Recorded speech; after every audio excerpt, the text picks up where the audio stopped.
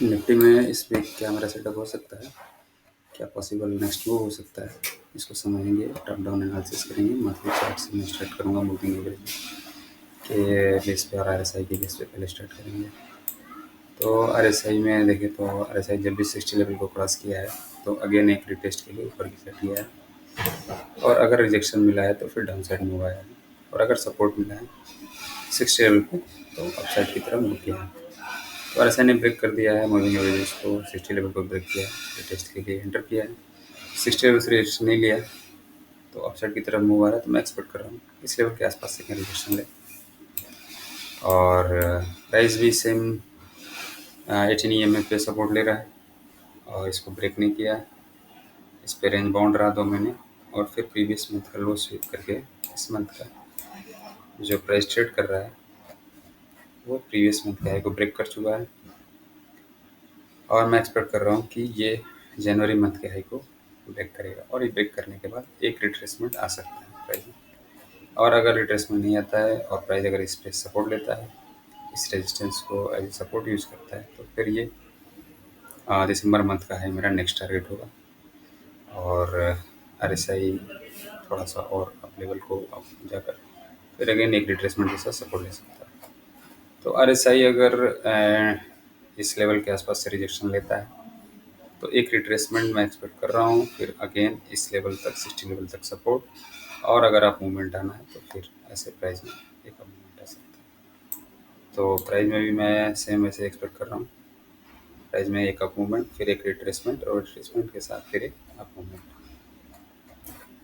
और नीचे की साइड अगर प्राइस ब्रेक करता है इन लेवल्स को और एक रिवर्सल ट्रेंड आता है डाउन साइड अगेन, तो फिर नेक्स्ट सपोर्ट लेवल मेरा ये 20 164 के आसपास, 45 EMA के आसपास।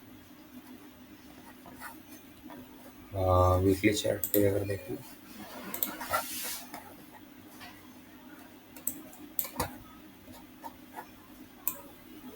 ये आरएसआई ब्रेक किया, मूविंग एवरेज ब्रेक किया, डाउन हुआ, 60 लेवल ब्रेक किया और रिजेक्शन लिया और डाउन साइड ट्रेड किया आरएसआई में। प्राइस ने भी 45 EMA सपोर्ट लिया, एक बाउंस आया, रिट्रेसमेंट, और फिर अगेन ये लो ब्रेक हुआ और प्राइस फिर ऐसे डाउन साइड ट्रेड किया।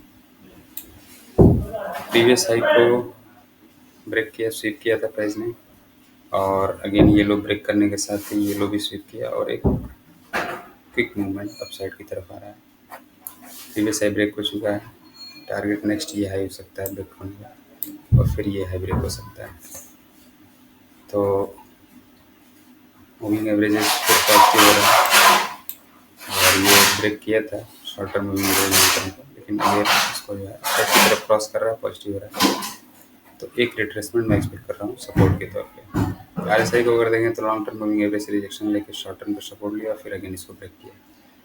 ब्रेक करने के बाद प्राइस में पॉसिबिलिटी आरएसआई में ये हो सकती है कि ये कंटिन्यू करे और 60 लेवल को टेस्ट करे और एक रिजेक्शन ले, या फिर यहीं से एक रिट्रेसमेंट आए और इस लेवल के आसपास कहीं सपोर्ट ले और अगेन फिर 60 लेवल को रिटेस्ट करे।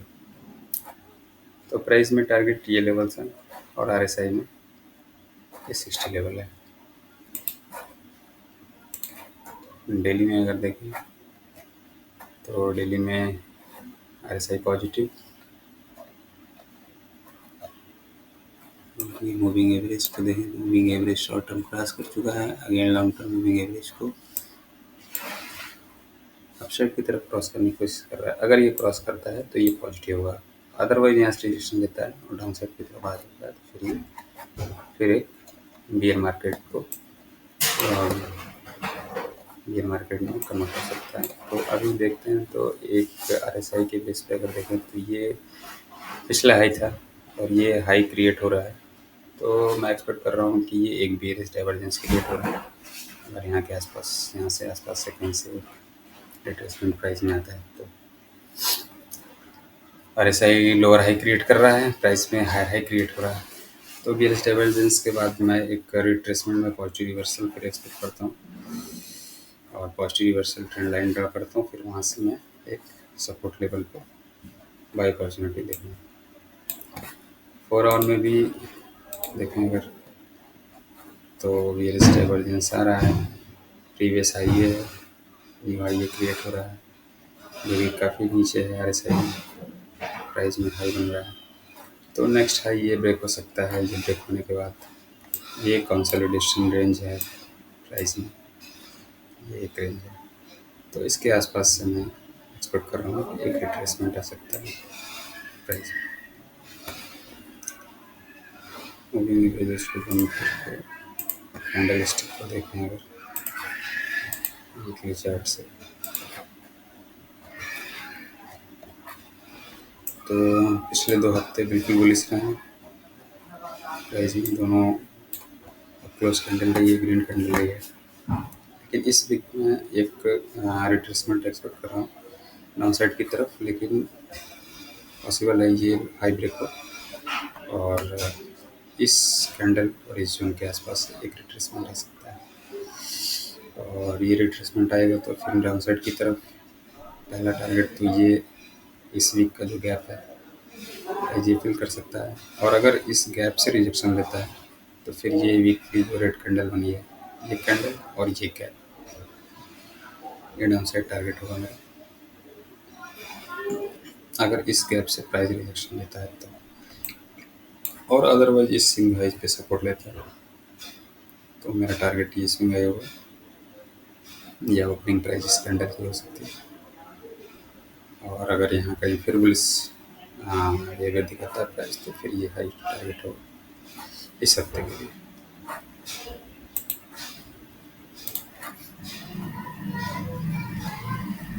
कल के लिए आज की कैंडल है, ये ग्रीन कैंडल है, और कल को अगर गैप अप ओपनिंग होती है और ये हाई ब्रेक हो जाता है तो फिर मैं कोई अपॉर्चुनिटी नहीं देखूँगा। लेकिन अगर गैप डाउन ओपनिंग होती है तो फिर मैं लोअर टाइम फ्रेम में यहाँ कहीं बाई अपॉर्चुनिटी देखूँगा और टारगेट में प्रीवियस डे का हाई और फिर ये हाई हो सकता है। ये अगर डेली चार्ट पे देखें तो ये हाई अगर प्राइस ब्रेक करता है तो ये एक रेंज बाउंड मार्केट है ये, और इस रेंज बाउंड मार्केट में ये एक ग्रीन कैंडल है जिसको मैं बेयरिश डोला की तरह कंसिडर करूँगा, और इसके मिडिल में ये एक गैप है। तो इस जोन के आसपास से कहीं मैं रिट्रेसमेंट एक्सपेक्ट कर रहा हूँ। अगर प्राइस लोअर टाइम में ऐसा बिहेवियर शो करता है तो फिर मैं यहाँ से एक्सेल सेटअप देखूँगा। उसके पहले एक बाई सेटअप में एक्सपेक्ट करूँगा, बाई सेटअप में सर्च करूँगा लोअर टाइम फ्रेम में। अगर ये हाई ओपनिंग के साथ ब्रेक नहीं होता तो 4 आवर में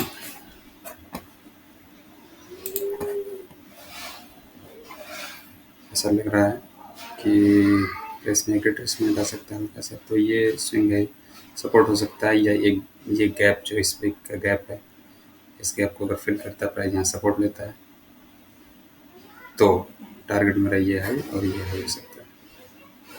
अगर प्राइस गैप अप खुला तो फिर कोई ट्रेड बाई सेटअप के लिए नहीं बनेगा मेरे लिए। और 1 आवर चार्ट में अगर देखें, प्रीवियस वीक का अगर देखें तो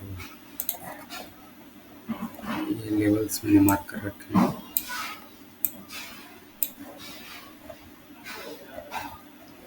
ये इस वीक की ओपनिंग प्राइस है, ये आज का ट्रेडिंग सेशन रहा है, और ये एक गैप जो ओपनिंग हुई है ये गैप मैंने मार्क किया है, और इस गैप का मिड पॉइंट जो है मार्च मंथ का हाई है।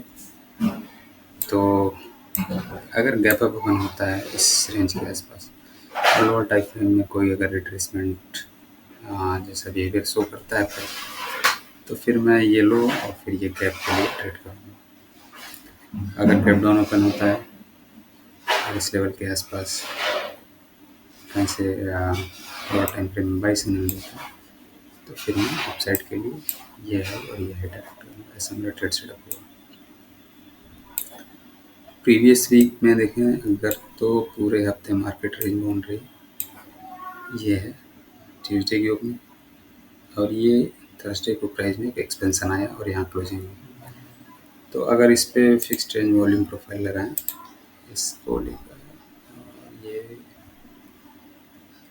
वेंसडे क्लोजिंग तक लगाते हैं, ये वेंसडे की क्लोजिंग,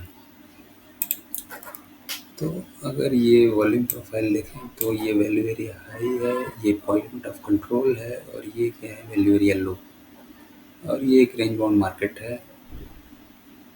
वेडनेसडे को इसमें प्राइस में ब्रेकआउट आया तो ये फॉल्स भी हो सकता था, लेकिन क्या हुआ, थर्सडे में प्राइस ने इस पर सपोर्ट लिया और इस अगर red candle water block consider करें और ये वैल्यू एरिया हाई पे देखें तो एग्जैक्टली कैंडल्स की क्लोजिंग वैल्यू एरिया हाई के आसपास हुई है।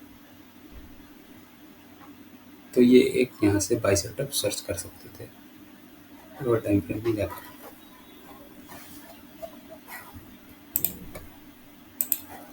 तो ऐसे वॉल्यूम प्रोफाइल हेल्प करता है ट्रेड सेटअप फाइंड करने में। तो अभी 1 आवर चार्ट पे अगर देखें तो ये एक स्विंग लो है और ये एक स्विंग हाई क्रिएट हुआ है। तो इसमें अगर फिर एक्सटेंशन देखें तो रिट्रेसमेंट लेवल अगर एक्सपेक्ट करें तो ये 50% लेवल है और ये डिस्काउंट जोन है। तो डिस्काउंट जोन में अगर प्राइस आता है तो एक बाई सेटअप मेरे लिए मैं कंसिडर करूँगा इधर।